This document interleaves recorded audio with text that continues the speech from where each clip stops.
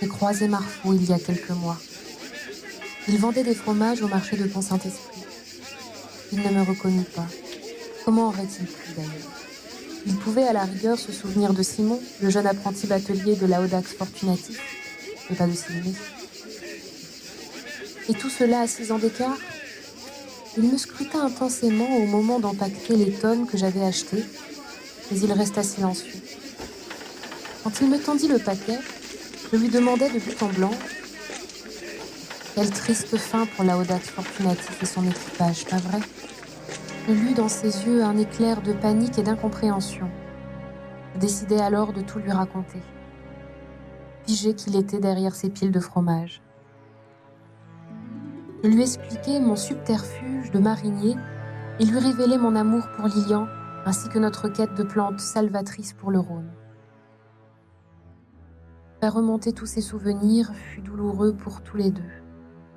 La terreur avait laissé des décombres dans les yeux de Marfo. Il avait vu la tarasque. Il avait vu la queue du monstre fondre sur nous. Il faisait partie du petit nombre de survivants, 4, qui à la nage avaient regagné tant bien que mal la berge. Lui-même m'ayant tenu la tête hors de l'eau avec son bras pendant que j'étais évanouie. Échoués et éparpillés sur la rive à des centaines de mètres les uns des autres, choqués et hagards, chacun n'avait eu pour but que de s'enfuir au plus vite et au plus loin de ce drame inimaginable. Il s'arrêta d'ailleurs d'évoquer plus en avant tout ce drame terrifiant qu'il l'avait au final décidé de changer de métier, et moi aussi. Il s'arrêta d'ailleurs d'évoquer plus avant tout ce drame terrifiant qu'il avait au final décidé à changer de métier. La tempête de la crue avait déjà été suffisamment traumatisante pour ne pas y ajouter la furie aveugle du monstre. Aucun des survivants ne s'était revu depuis ou n'avait cherché à se revoir. Il faut réaliser que cette crue fut un cataclysme dans la région. Le cours du fleuve fut dévié par la puissance colossale de la crue. Imaginez que Valabrègue, ce passage qui inquiétait tant Lilian, Valabrègue avait changé de rive. Beaucoup de choses sont différentes maintenant. Le halage n'est plus. La vapeur a gagné.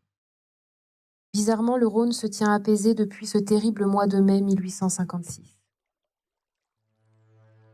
Cela fait plus de 6 ans que Lilian et moi avons semé cet étrange mélange dans le fleuve, et forcé de constater que depuis, il n'est plus sorti de son lit. Je ne sais pas combien d'années encore le fleuve se contiendra. J'aimerais croire que tous ces efforts et ce grand malheur n'ont pas été vains. Même si Lilian a disparu, je m'accroche à l'idée que sa mort n'est pas une certitude absolue, puisque son corps est absent. A-t-il été dévoré par la tarasque dans ce terrible naufrage? Ou l'a-t-elle capturé et donné en pâturage à la bête du Vaccarès? Ou follement vivant?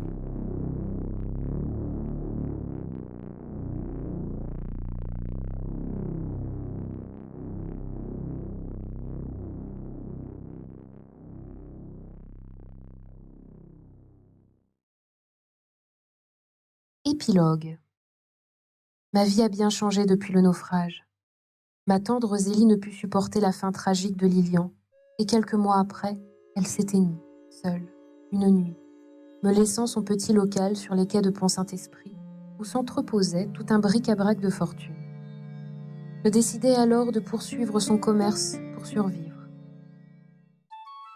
Peu après son décès, est née la petite Lily, une petite fille attachante et bien étrange. Cette naissance m'offrit un nouvel élan et l'opportunité d'apaiser lentement ma colère et ma rancœur contre le Rhône. Petit à petit, je repris mes attaches et mes échanges avec lui. Lui qui pourtant m'avait même indirectement arraché à Lilian. Bienveillant ou malveillant, je ne pouvais me passer de sa présence. La salicorne avait produit des changements durant quelques mois. Je voyais, ici et là, quelques jeunes esturgeons sauter à la surface. Cette amélioration serait-elle de longue durée? Dans la petite boutique qui était maintenant ma seule activité, Lily, assise par terre, avait l'habitude de jouer silencieusement, tandis que je vendais des vanneries et du matériel de pêche à quelques habitués. Mon regard posé sur le Rhône, j'imaginais Lilian réapparaître. Un soir de janvier, en fermant boutique, une bourrasque annonciatrice d'orage vint glacer mon corps. Une puanteur, pareille à celle qui me retourna le cœur jadis sur la Audax Fortunatis, s'infiltra dans mes narines. La pluie, aussitôt après, s'abattit sur les quais déserts avec une rare violence. « Maman, j'ai peur !» cria Lily, apeurée, et déjà trempée par la pluie. « Cache-toi sous mon manteau, Lily. Ce n'est que du mauvais temps. » Lily glissa sous le manteau et s'agrippa à mon cou, en enroulant ses jambes sur mes hanches. Tout à coup, venu du fleuve, un cri terrifiant déchira le silence.